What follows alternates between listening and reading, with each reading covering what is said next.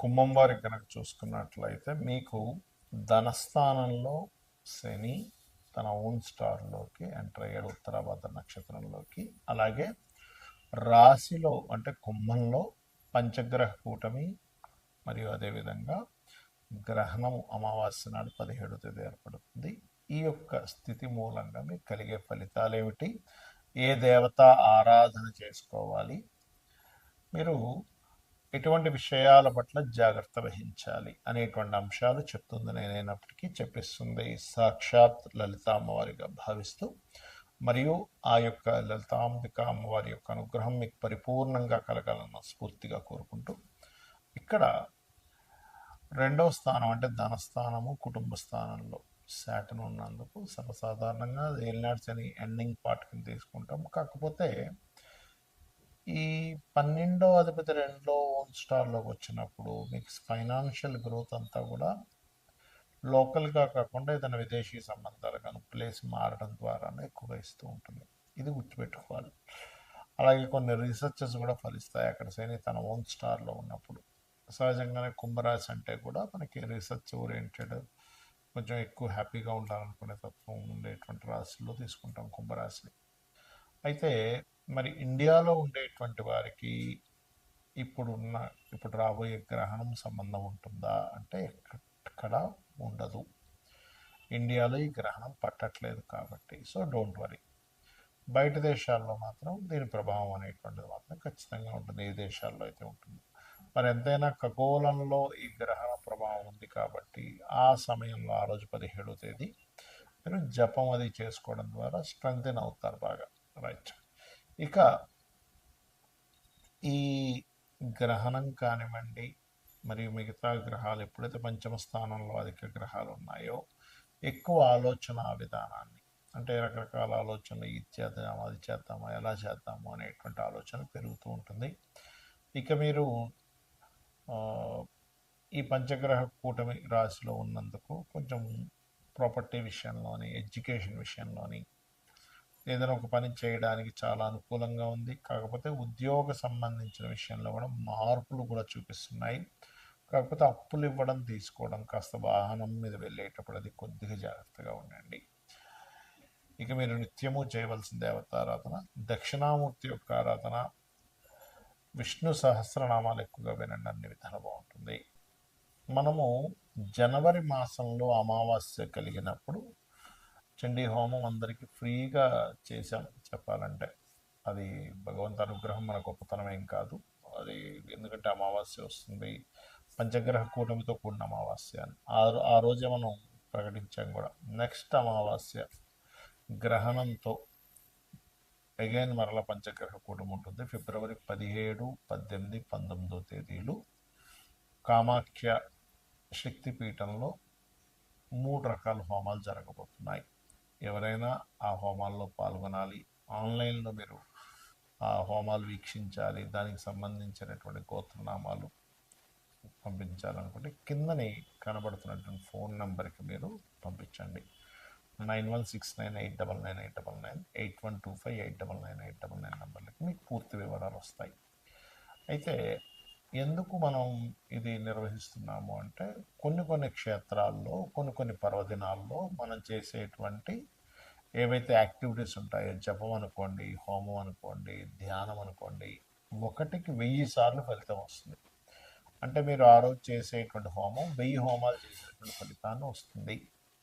కాబట్టి మనం ఆ రోజు ఆ కార్యక్రమం, ఆ గ్రహణం రోజు 17వ తేదీ, 18వ తేదీ, 19వ తేదీ ఈ 3 రోజులు ఈ గ్రహస్థితి ఇలాగే ఉంటుంది. అంటే ఈ పంచగ్రహ కూటమి ఉంటుంది, అమావాస్యతో ప్రారంభం అవుతుంది, గ్రహణంతో ప్రారంభం అవుతుంది. కాబట్టి దీనివల్ల ఏమిటి అంటే ఇలాంటి మనం గతంలో ఆల్రెడీ 4-7 నెలల నుంచి చెప్తూనే ఉన్నాం, ఈ పంచగ్రహ కూటములు వస్తున్నాయి, గ్రహస్థితులు బాగాలేవు, గోల్డ్ రేటు, సిల్వర్ రేట్ విపరీతంగా పెరగబోతుంది అనుకున్నాం. అదేవిధంగా సిల్వర్ రేట్ అయితే మనం ఇంకా చెప్పనక్కర్లేదు, విపరీతంగా పెరిగిపోయింది. అలాగే బయట మీరు కనుక పరిస్థితులు కనుక చూసుకున్నట్లయితే మనకి ఎలా ఉందంటే ఒక ఏమంటారు, అసలు ఎప్పుడు ఎక్కడ ఏ ప్రమాదం జరుగుతుందో, ఎక్కడ ఏ యుద్ధం జరుగుతుందో అనేటువంటి స్థితిగతుల్లో ఉన్నాం. అలాంటప్పుడు ఏంటంటే మన యొక్క ఎనర్జీస్ పెంచుకోవాలి.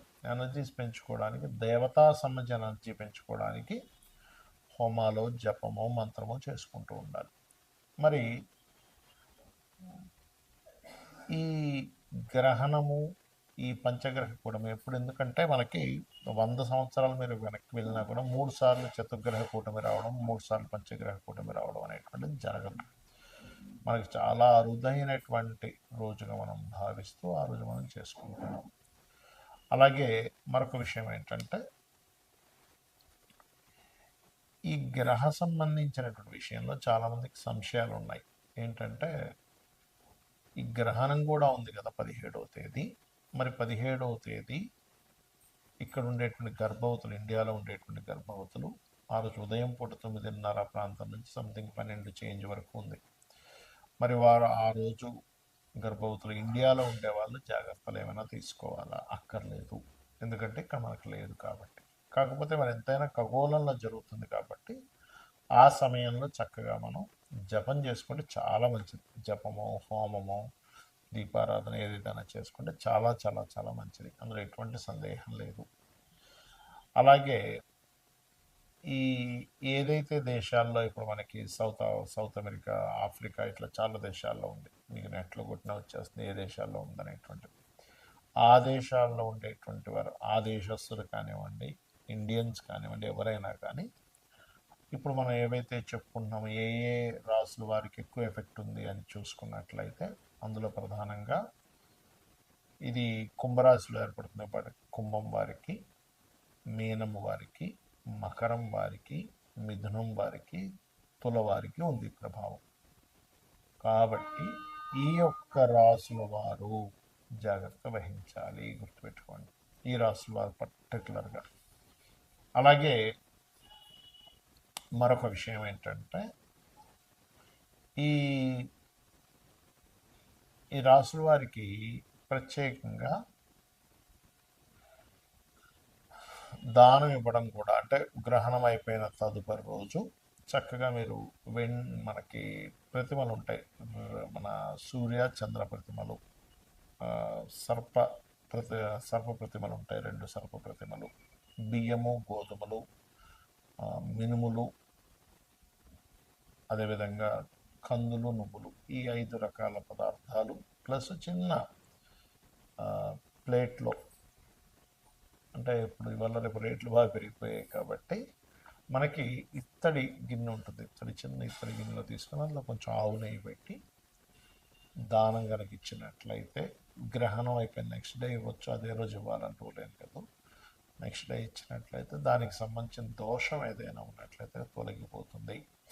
మరి ఈ గ్రహణ ప్రభావం ఎంతకాలం ఉంటుంది అంటే 40 రోజుల పాటు ఉంటుంది ఈ గ్రహణ ప్రభావం ఎప్పుడైనా సరే, అంటే 17వ తేదీ నుంచి 41 డేస్ వరకు ఉంటుంది. కాబట్టి మనకి చాలా అరుదైనటువంటి రోజు మనకి ఉంది కాబట్టి, ఒక 100 సంవత్సరాల వెనక్కి వెళ్ళిన ఈ కాంబినేషన్స్ రావు కాబట్టి ఆ రోజు చేసేటువంటి ఈ పూజాది కార్యక్రమాలు, ఎందుకంటే లాస్ట్ టైం అందరికీ పాపం మనీ పే చేయలేని వాళ్ళందరికీ ఫ్రీగా చేసేసాం దాదాపుగా హోమం ఆ రోజు వాళ్ళ గోత్రనామాలు చదివి.